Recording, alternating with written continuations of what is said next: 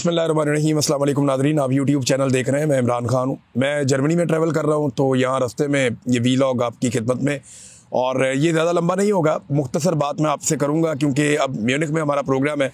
मैं उधर जा रहा हूँ। मे बी जब आप ये वीलॉग सुने उस वक्त हमारा प्रोग्राम चल रहा हो या ख़त्म हो रहा हो, और इसके बाद फिर हम जाएँगे डेनमार्क में। डेनमार्क में भी एक प्रोग्राम है ह्यूमन राइट्स के हवाले से। पाकिस्तान के अंदर जो मैंडेट के साथ किया गया, जो ह्यूमन राइट्स की वायलेशन हो रही है, जो फ्रीडम ऑफ स्पीच है, हमें सबको अपने अपने तौर पे आवाज़ उठानी है और ज़ोर लगाना चाहिए। मैं अपने हिस्से की ड्यूटी कर रहा हूँ। नादरीन, एक तो ये जो पाकिस्तान की अफवाज हमेशा से ये कहती हैं कि हमारा सियासत में कोई किरदार नहीं है। सियासत में इतना घटिया किरदार कभी हमने देखा ही नहीं था फ़ौज का, जो अब हम देख रहे हैं। यानी डिक्टेटर्स के अदवार में भी कुछ थोड़ा बहुत कुछ चीज़ें, कुछ ओले बाकी रह जाते थे, अब तो वो भी नहीं रहे।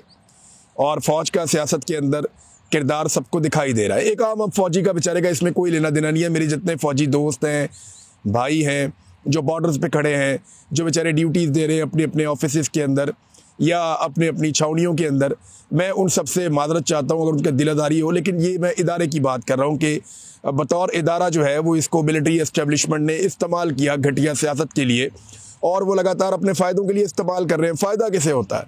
फ़ायदा हो जाता है एक जर्नैल को, फ़ायदा हो जाता है एक ऐसे जर्नैल को जो बुज़दिल है, जो डर जाता है, जो परेशान हो जाता है। वो फ़ायदा उठाता है, कभी मार्शल लॉ लगा देता है, कभी कोई और घटिया हरकत करता है। लेकिन इसका नुकसान किसे होता है? मेरे ख्याल में पाकिस्तान से ज़्यादा नुकसान इसका इदारे को होता है। उस इदारे को जिसको एक प्रोफेशनल इदारा होना चाहिए, उस इदारे को जिसका काम सिर्फ हिफाजत करने का है, और उस इदारे को सियासत जैसी चीज़ के अंदर इन्वॉल्व नहीं होना चाहिए और ऐसी घटिया सियासत कर दी नहीं चाहिए। देखिए, आसिफ मुनीर साहब ने ना एक बहुत बड़ी गलती भी कर दी है। इस बात को हमें अपने दिमाग में रखना पड़ेगा। गलती क्या कि जो एक फ़ौजी होता है या जो एक जर्नैल होता है, उसके पास जो सबसे बड़ी ताकत होती है वो ये होती है कि लोग उसे बहादुर और दिलेर समझते हैं। यही सबसे बड़ी चीज़ होती है ना। किसी भी फ़ौजी डिक्टेटर के पास या किसी भी फ़ौजी जर्नैल के पास या किसी भी फ़ौजी ऑफिसर के पास जो बाकी लोगों से मुख्तलिफ एक चीज़ होती है, जो उसे बाकी लोगों से अलग करती है, मुमताज़ बनाती है, वो लोगों में उसकी एक मिथ होती है कि ये डरता नहीं है, ये दलेर है, ये बहादुर है, ये मुकाबला करने वाला है, ये सख्त जान है, ये कुर्बानी देने के लिए तैयार हो जाएगा, ये पीछे नहीं हटता, ये डट जाता है, डरता नहीं है। ये फ़ौजी के बारे में अमूमी तौर पर तासुर ये होता है। तो आसिफ मुनीर साहब ने ये जो गलती की, इससे उन्होंने अपनी मिथ तोड़ ली। वो जो एक बहादुरी वाली मिथ है ना, वो उन्होंने खुद ही तोड़ ली अपनी, और ये अपने आप को बहुत बड़ा डैमेज किया उन्होंने। ISPR बेचारा नगमे बना बना के वो थक जाते हैं, वो बहादुरी के किस्से बता बता के थक जाते हैं। फ़ौजी कुर्बानियाँ दे रहे हैं, बॉर्डर पे शहीद हो रहे हैं। इतनी बहादुर फ़ौज का क्या कोई इतना बुज़दिल सपा सलार हो सकता है कि वो इस्तिस्ना मांग ले? कौन सा हमारा मुस्लिम तारीख उठाकर देख ले, कौन सा जर्नैल है जिसने इस्तिस्ना मांगी थी? इस्तिस्ना तो कोई नहीं मांगता। हज़रत खालिद बिन वलीद रज़ियल्लाहु तआला अन्हु का मामला सीधा हज़रत बिलाल आए और वहीं पे हो गया, और जो उनके साथ हुआ वो सारी दुनिया में तारीख की किताबों में लिखा हुआ है। उन्हें माजूल कर दिया गया, हटा दिया गया उनके ओहदे से। क्या उनसे बेहतर जर्नैल है कोई? बेशुमार और मुसलमानों के तो तारीख बड़ी बड़ी है, लड़ने वालों से, जर्नैलों से, बड़े बड़े शानदार लोग थे। लेकिन इस्तिस्ना किसने मांगा था? इस्तिस्ना तो मांगता है डरा हुआ आदमी, इस्तिस्ना तो मांगता है बुज़दिल आदमी, जिसके दिल में चोर होता है। यानी जिसके दिल में चोर नहीं है, जिसे कोई डर नहीं है। यानी मैंने कल एक हॉल में इतने लोगों से पूछा आपको इस्तिस्ना चाहिए? उन्होंने कहा नहीं चाहिए। मैंने कहा जी क्यों नहीं चाहिए? उन्होंने कहा जी इसलिए नहीं चाहिए कि हमने कुछ किया ही नहीं, हमें किसी का खौफ ही नहीं है। लेकिन आपके आर्मी चीफ की वो मिथ, जो एक वो कैरी उनको करना चाहिए था, बदकिस्मती से उन्होंने अपनी ये मिथ तोड़ दी है। फ़ौज की या फ़ौजी की सबसे बड़ी जो ताकत होती है वो उसका दलेर होना, जो लोग समझते हैं कि वो दलेर है, वो होती है। आज आसिफ मुनीर साहब ने अपनी वो मिथ गवा दी है, और ये मिलिट्री एस्टेब्लिशमेंट की घटिया आइडियाज़ थे कि इमरान खान से बचना है या सियासतदानों से बचना है, तो बचने के लिए आपको इस्तिस्ना ले लेना चाहिए, वो भी ताहयात। ये बड़ी वाहियात तजवीज़ थी जिसने भी दी थी, लेकिन फ़िलहाल दे दी देने वाले ने। सदर पाकिस्तान के लिए वो मांग रहे थे जी पूरी ज़िंदगी का सदर पाकिस्तान का भी इस्तिस्ना, यानी जितनी देर वो सदर रहेगा, सदर के ओहदे पे रहेगा, तब तक के लिए उसके जो कारनामे हैं या उसके जो मामलात हैं उनमें उसको इस्तिस्ना मिलता है। ये तो एक चले लिखी पड़ी पुरानी बात है। हमें तो उस पर भी एतराज़ था कि यार इस्तिस्ना होता क्या है, आप किसी आदमी को क्यों दे सकते हैं कि भाई अब कानून से बालातर हो गया इसलिए कि क्योंकि ये सदर बन गया है, इसको मुंतखब कर लिया गया है, अवामी नुमाइंदा होता है ना, अवाम के ज़रिए से ही आता है, तो ये कैसे हो सकता है कि आप उसे इस्तिस्ना दे दें। लेकिन दिया, ठीक है, कौम अभी उसको हज़म कर रही थी, अचानक पता चला जी सिर्फ उसकी नौकरी के दौरान नहीं होगा जी, हम ताहयात लेना चाहते हैं, ये वाहयात चीज़ जो है वो ताहयात लेना चाहते हैं कि जब तक सदर मर नहीं जाएगा तब तक उसको इस्तिस्ना हासिल रहेगा। आपको पता है इन्होंने मुस्तकबिल में किस चीज़ का दरवाज़ा खोल दिया, मैं आपको भी बताता हूँ। किसी भी करप्ट और बेईमान और फ्रॉडिये बंदे ने वज़ीर आज़म पाकिस्तान बन के मुल्क का बेड़ा गर्क करना है ना और लुट मार करनी है, तो उसको चाहिए पहले एक दिन के लिए सदर पाकिस्तान बन जाए। समझ आइए आपको मेरी बात, फिर उसको ताहयात इस्तिस्ना रहेगा। यानी नवाज शरीफ को ये एक दिन के लिए सदर पाकिस्तान बनाए, उसके बाद जिस दिन तक नवाज शरीफ साहब इंतकाल नहीं फरमाएंगे उस दिन तक नवाज शरीफ साहब को इस्तिस्ना रहेगा, जितनी मर्जी लुटमार करें, ना कोई एवन फील्ड अपार्टमेंट्स का पूछ सकता है, ना कोई पनामा लीक्स का पूछ सकता है, ना कोई और सवाल कर सकता है। मियाँ साहब दियाँ सत्ते खैरा। कोई भी आदमी बिलावल जरदारी को वज़ीर आज़म बनाने से पहले आसिफ जरदारी को ये चाहिए कि एक दिन के लिए बिलावल जरदारी को पहले सदर बना दें, ताकि सारी ज़िंदगी के लिए बिलावल के ऊपर कोई मुकदमा ना हो सके। ज़िंदगी भर का इस्तिस्ना मिल गया ना। इसी तरह जो आपका ये वज़ीर आला जिनको बनाते हैं सिंध का, या जो अपने इनके करीबी लोग हैं, उन सबको एक एक दिन के लिए सदर बनाएं और सारी ज़िंदगी का इस्तिस्ना उनको दिलवा दें। कैसा रास्ता खोला इन्होंने, आप ये देखें। ये माफियाज हैं और ये अपने लिए रास्ता बनाते हैं। इस पूरी तरमीम में आम आदमी के लिए क्या, आगे चल के हम बात करते हैं। शहबाज शरीफ साहब जनाब आज़रबाईजान से आए और आकर उन्होंने ट्वीट दागा। कहते हैं जी आज़रबाईजान से वापसी पर मुझे बताया गया कि मेरी पार्टी के चंद सेनेटर्स ने वज़ीर आज़म के इस्तिस्ना के हवाले से तरमीमी शिक सेनेट में पेश कर दी, जो काबीना से मंजूर शुदा मुसवदे में शामिल नहीं थी। मुअज़्ज़िज़ सेनेटर्स के खलूस का शुक्रिया अदा करते हुए मैंने उन्हें यह तरमीम फिलफौर वापस लेने की हदायत की है। मुंतखब वज़ीर आज़म यकीनन कानून और अवाम की अदालत में जवाबदेह है।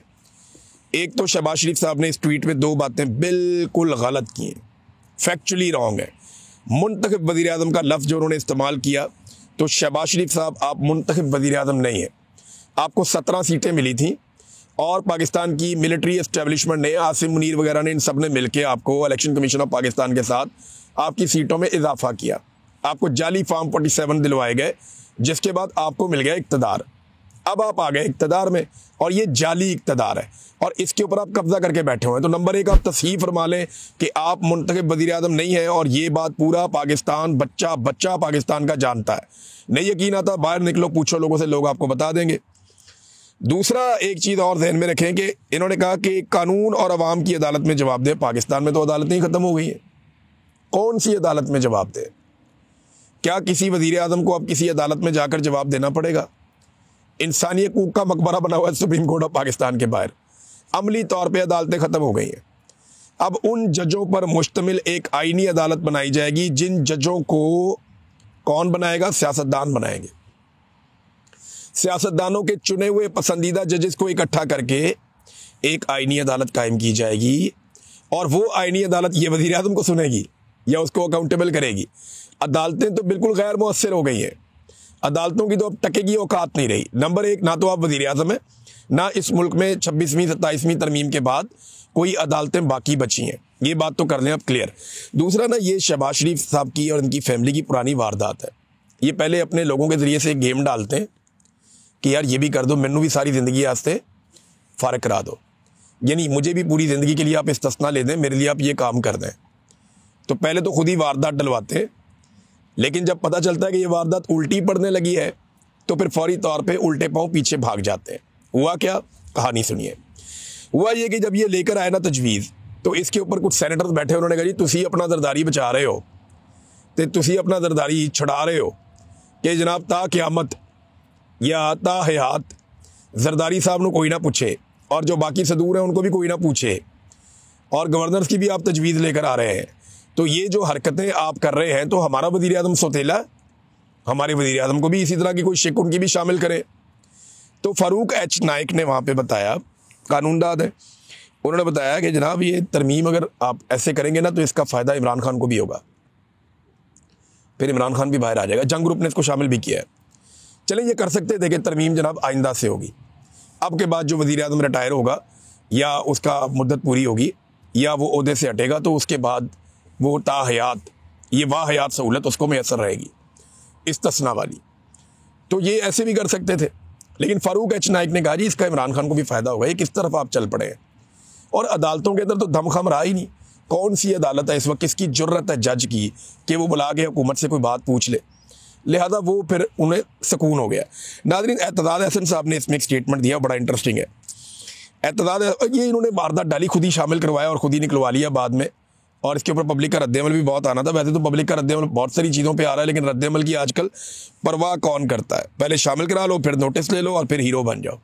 तो हीरो तो अब ये कभी नहीं बनेंगे, कौम ने इनको ज़ीरो बना दिया है। नाज़रीन, एतदाद हसन साहब कह रहे हैं कि फ़ौज बहुत डरी हुई है इमरान खान से कि एक शख्सियत को पूरी ज़िंदगी के लिए पाकिस्तान के कानून से बाला कर दे। अब तो सदर से भी ज़्यादा मजबूत ओहदा बन गया फील्ड मार्शल का, उनके बारे में कह रहे हैं। ये यूँ नहीं होता, जो नए आते हैं वो पिछले को उखाड़ के जाते हैं। इनका हर मंसूबा नाकाम हुआ है। हर वो कानून और तरमीम जो बिना किसी बहस के पास होती है वो कभी देर पा नहीं होती। ये एतदाद हसन साहब ने भी कहा। अब नाज़रीन, मेरी ना पाकिस्तान के मौलवियों से एक सवाल है, ये ताहिर अशरफी वगैरह जो इस किस्म के मौलवी हैं, मुफ्ती मुनीब हो गया या जो सरकारी मुल्ला है, मेरा इनसे एक सवाल है और सादा सवाल है कि क्या एक सिपा सलार का इस्तिस्ना लेना ऐन आईनी है या गैर आईनी है? इस सवाल का जवाब देते हैं। मैं मौलवियों से जानना चाहता हूं कि मौलवी मेरी रहनुमाई करें, क्या सिपा सलार का इस्तिस्ना लेना कि वो सारी ज़िंदगी कुछ भी करता फिरे। अब सिपा सलार जो है उसने कोई दुकान से टॉफ़ियाँ उठा के तो भागना नहीं है, उसने वही करना है ना, अपने इख्तियारात का गलत इस्तेमाल करना है, सियासत में मुदाखलत करनी है, जबरी गुमशुदगियाँ करनी है, ह्यूमन राइट्स की वायलेशन करनी है, मीडिया को कुचलना है, अदलिया को कुचलना है, एजेंसियों के ज़रिए से घटिया तरीन काम करवाने, यही काम हो जाता है ना। तो मुझे जो पाकिस्तान के हमारे उलमा इकराम हैं वो ये बताएं, या अगर पाकिस्तान से बाहर भी हैं कोई तो वो रहनुमाई करें कि क्या कोई सिपा सलार इस्तिस्ना ले सकता है कि मैं कुछ भी करूं, मेरे ऊपर किसी कानून का इतलाक नहीं होगा, बाकी तमाम पाकिस्तानियों के लिए ये कानून लागू होगा, मेरे ऊपर ये कानून लागू नहीं होगा। ये ज़रा मौलवी हजरात मुझे बताएं जो बहुत उछल उछल के तकरीरें करते हैं, ख़ास तौर पे ताहिर अशरफी, मुफ्ती मुनीब, और हमें रहनुमाई अगर दें जो बहुत बड़े हमारे जामिया बनूरिया के जो आलम दीन है वो हमें बता दें, बहुत सारे और मुफ्ती रागिब नईमी साहब हैं वो बता दें, और बहुत सारे दोस्त हैं जो बताना चाहें वो ये बताएं कि जनाब इस इस्तिस्ना को होना चाहिए या नहीं होना चाहिए, और इसके ख़िलाफ़ कोई अगर आवाज़ उठानी है तो फिर मौलवियों को भी आवाज़ उठानी चाहिए। एक और बड़ी इंटरेस्टिंग चीज़ नाज़रीन हो रही है, और वो इंटरेस्टिंग चीज़ पता क्या हो रही है, सोशल मीडिया के ऊपर ना पाकिस्तान के बहुत सारे सहाफ़ी, बहुत सारे एक्टिविस्ट और आम जो सारिफ हैं वो निकाल के ना जर्नैलों की और डिक्टेटरों की दास्तानें फील्ड मार्शल साहब को सुना रहे हैं। इस वक्त उन्हें सुनाई नहीं देगा, रिटायरमेंट के बाद उनके पास बहुत टाइम होगा, जब वक्त बदलेगा तो उनके पास बहुत टाइम होगा, तब ये मवाद देखते रहें। लेकिन लोग निकाल के सुना रहे हैं और दिखा रहे हैं कि जनाब ये डिक्टेटर था, देखो इसकी क्या हालत हुई, ये डिक्टेटर था, इसकी क्या हालत हुई। पाकिस्तान में चारों डिक्टेटर्स के साथ क्या हुआ, और उसके बाद से लेकर अब तक दुनिया में जो डिक्टेटर्स हैं जिन्होंने कवानीन अपने मुताबिक बदल लिए, जिन्होंने सारी सहूलतें हासिल करके ताकत सारी अपने पास इकट्ठी कर ली, उन तमाम डिक्टेटर्स की क्या दुर्गत बनी और उनके साथ क्या हुआ, ये सारा कुछ जो है ये उनको बताया जा रहा है, रिकॉर्ड के ऊपर रखा जा रहा है। एक और इंटरेस्टिंग बात कि शहबाज शरीफ ने तो जनाब बड़ा हीरो बनने के चक्कर में ना, और सामने आ गए जनाब कोई मसला ही नहीं है, मुझे इस्तिस्ना नहीं चाहिए। तो शहबाज शरीफ साहब को एक सवाल है कि अगर आपको इतनी गैरत आ गई है या आपको लगता है कि ये आपकी गैरत गवारा नहीं करती कि जवाबदेह होना चाहिए, तो क्या सदर पाकिस्तान को जवाबदेह नहीं होना चाहिए? क्या पाकिस्तान के एक सरकारी ऑफिसर को जिसका 22वां ग्रेड है, वो आर्मी चीफ है, उसको जवाबदेह नहीं होना चाहिए? मेरा ब्यूरोक्रेसी से सवाल है और बाकी सारे इदारों से कि अगर आप सारे जवाब देते हैं तो ये क्यों नहीं जवाब देते? यानी आसिम मुनीर साहब को जवाब देने में ऐसा क्या गलत किया आसिम मुनीर साहब ने कि वो आप जवाब नहीं देना चाहते? सवाल तो ये है ना कि आपसे ऐसी कौन सी गलती होगी या आपने ऐसे कौन से गलत काम किए जिनकी वजह से आपको ये इस्तिस्ना लेना पड़ रहा है कि मुझे कोई सवाल ही ना करे, मुझे जवाब ना देना पड़े। बाकी सारा पाकिस्तान जवाबदेह है और आप अकेले जवाबदेह नहीं है। एक तो उलमा जो है वो इसके बारे में बताए, और दूसरा क्या जिस तरह शहबाज शरीफ साहब ने मुजाहरा किया जुर्रत का कि जनाब मैं नहीं लेता इस्तिस्ना, ऐसे क्या फील्ड मार्शल ये जुर्रत का मुजाहरा करेंगे और जरदारी साहब जुर्रत का मुजाहरा करेंगे? देखिए मेरी राय में ना इस वक्त आसिम मुनीर साहब को ना खुद 3 चीज़ें ख़त्म कर देनी चाहिए। नंबर 1, उन्हें इस्तिस्ना से दस्तबरदार होना चाहिए कि मुझे नहीं चाहिए। नंबर 2, जो ताहयात मुराआत हैं उससे भी उनको दस्तबरदार होना चाहिए कि मुझे नहीं चाहिए। नंबर 3, जो उनको निकालने का तरीक़ाकार बदला जा रहा है वो भी उनको दस्तबरदार होना चाहिए कि मुझे नहीं चाहिए। वरना पता है क्या, लोग उन्हें तारीख़ में एक बुज़दिल जर्नैल के तौर पे याद रखेंगे। और मेरा नहीं ख्याल कि एक जर्नैल बनने का आपको कोई फ़ायदा होता है अगर आपके साथ ये लफ्ज़ लग जाए तो इस एक टैग से बचने के लिए, देखिए ना, आज आप आर्मी चीफ़ हैं, आपकी मौज लगी हुई है, सारे आपको अच्छी अच्छी बातें सुनाते हैं, इधर से आता है कोई सलूट मारता है, कोई उधर से आता है सलूट मारता है, जो आता है अच्छी से अच्छी कहानी सुनाता है। आपकी गेम चुक के रखी हुई है आज सारों ने, लेकिन एक वक्त आएगा फिर आप ये नहीं रहेंगे जो आप आज हैं। तो उस वक्त लोग आपको तारीख़ में क्या याद रखेंगे? आप तारीख़ में अपने आप को एक बुज़दिल आदमी के तौर पे क्यों याद रखना चाहते हैं? अगर आपने कुछ गलत किया, आपको जेल काटनी पड़े तो काटें जेल। लोग आपको दलेर आदमी, तो देखिए परवेज़ मुशर्रफ अब दुनिया में नहीं है, लेकिन लोग उसको बहुत बुज़दिल आदमी नहीं समझते थे। लोग कहते थे ठीक है यार, बुज़दिल नहीं था वो उस तरह से। लेकिन जो आप कर रहे हैं कि मैं बच जाऊं, मैं अदालतों में ना जाना पड़े, मेरे ऊपर कोई केस ना हो जाए, मुझे कोई सवाल ना पूछ ले, या ये ह्यूमन राइट वॉलेशन मेरे आगे ना आ जाएं, वो देखें पाकिस्तान में नहीं आएंगी, पाकिस्तान से बाहर आ जाएंगी। दुनिया बहुत बड़ी है, बैनुल अक़वामी सतह पे भी लोग केस कर सकते हैं। तो ये आर्मी चीफ को खुद ये ख़त्म कर देना चाहिए मामला, वरना तारीख़ उन्हें कोई अच्छे अल्फाज ये या अलकाब से याद नहीं रखेगी। नाज़रीन, हम बहुत सारे लोगों को सहाफ़ी समझते रहे, वो पता नहीं क्या निकला है, मैं तो हैरान होता रहता हूँ। सुहेल बड़ाई साहब का आप ये सुने, वो कहते हैं जी आइन जामद नहीं होते, उन्हें वक्त के साथ साथ बदलना पड़ता है। तो बड़ाई साहब आपकी बात ठीक है, आइन को वक्त के साथ साथ बदलना पड़ता है, लेकिन आइन को शख्सियात के लिए ज़रूरत के साथ साथ नहीं बदलना होता। वक्त के साथ आप आइन को तब्दील कर सकते हैं, ज़रूरत के साथ तब्दील नहीं कर सकते। आइन कोई कमोडिटी नहीं है, आइन कोई ऐसी चीज़ नहीं है कि फ़र्द वाहिद के लिए इसका कान मरोड़ दिया पकड़ के या इसका बाजू मरोड़ दिया पकड़ के। ये ज़्यादती है, ये गलत बात है। अगर सहाफ़त करनी है तो पूरी बात हमें सबको करनी चाहिए कि जनाब फ़र्द वाहिद के लिए जब आप ये चीज़ें करते हैं तो तारीख़ भी इसको गलत समझती है और इसके असरात भी गलत आते हैं। अवाम को क्या मिला इस आइनी तरमीम में? कभी सोचा आपने? क्या कोई आइनी तरमीम होती है ऐसी जिसमें अवाम को सेहत, उनकी तालीम, बुनियादी ज़रूरियात, जो भी उनके हुकूक हैं, जो आइनी हुकूक है, जो इंसानी हुकूक है, जो इंसाफ की सहूलत है, कोई एक चीज़ अवाम को मिल जाए? कुछ भी नहीं। ना लोगों के लिए इस आइन में रोटी है, ना कपड़ा है, ना मकान है। ना लोगों के लिए इस आइन में इज़्ज़त है, ना इंसाफ है।